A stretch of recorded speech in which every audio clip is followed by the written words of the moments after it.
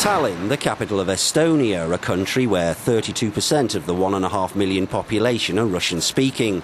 Many feel discriminated against, both politically and socially. The Estonian government wants more integration and has launched a number of schemes to bring the communities closer together. Sport plays a major role and mixed associations are key. Integration as well as free kicks are practiced at FC Flora, according to striker Vyatislav Zahovaiko, whose parents are Russian speakers. The goalkeeper, Mikel Aksalu, is a son of Estonians. Both are close friends and Estonian internationals. The friendship the two have serves as a model for the future. We do not have any internal problems here in our club. The nationality or ethnic origin of the players really does not matter. The team has one clear purpose and we all know it. We want to win together and it works in that sense. We are the winning team. We have many players from different national backgrounds and there will be more of them. In case that somebody has problems with the language, we of course help each other. So we do not have any problems with different nationalities playing together. If the skills are there, then nationality does not matter.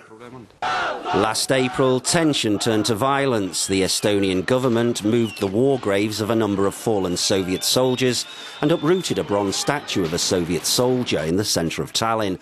It provoked mass protests. Police made 1,000 arrests and a Russian speaker died. As a result, the Estonian government gathered together a think tank of experts and researchers in order to bring about a new integration strategy. To better understand the current situation, EuroNews brought together Eva Maria Asari, who represents the Estonian Minister for Population and Ethnic Affairs, and Vadim Belobrovchev, a political analyst and native Russian speaker, formerly a journalist for the Baltic arm of the Russian state television. Do they feel the situation is improving? I don't understand how the government will improve the situation if the head of the government, the Prime Minister, thinks that everything is pretty much okay. People in Estonia, and particularly Estonians, are now more interested in integration.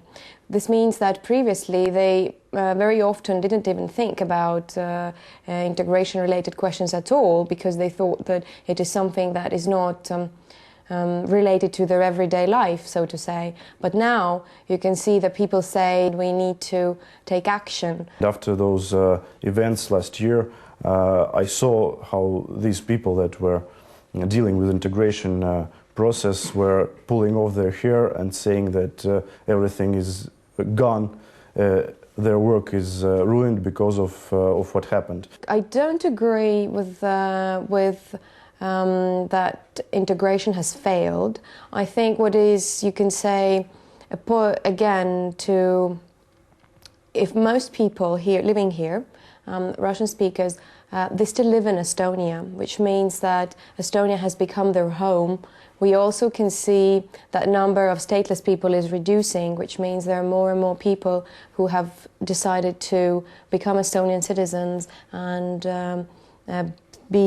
take part, active part in our political and social life.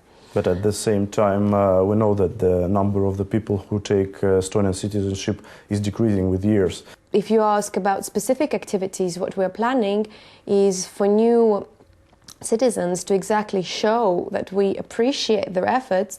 Estonia will start in February. There will be citizenship ceremonies, which means that people are then giving their certificate of becoming Estonian citizen. That will be given out on a ceremony.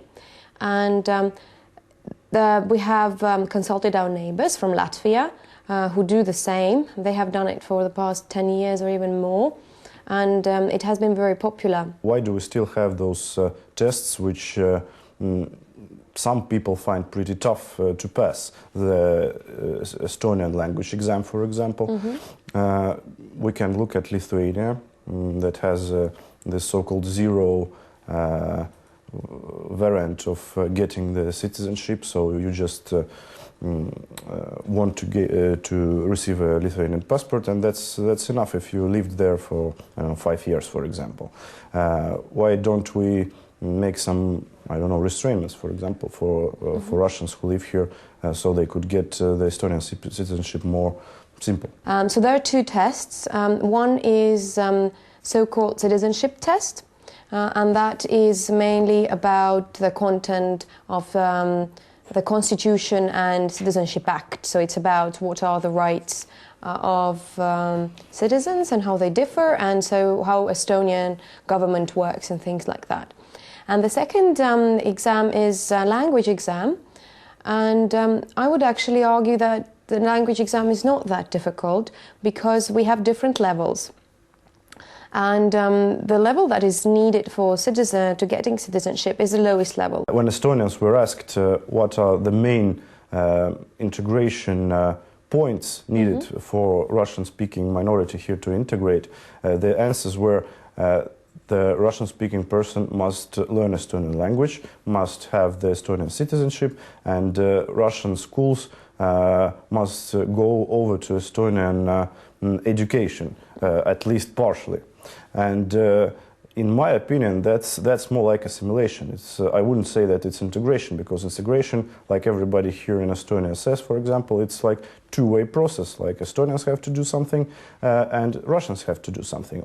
Integration, of course, is a two-way process, and the involvement of Estonians this far has been modest.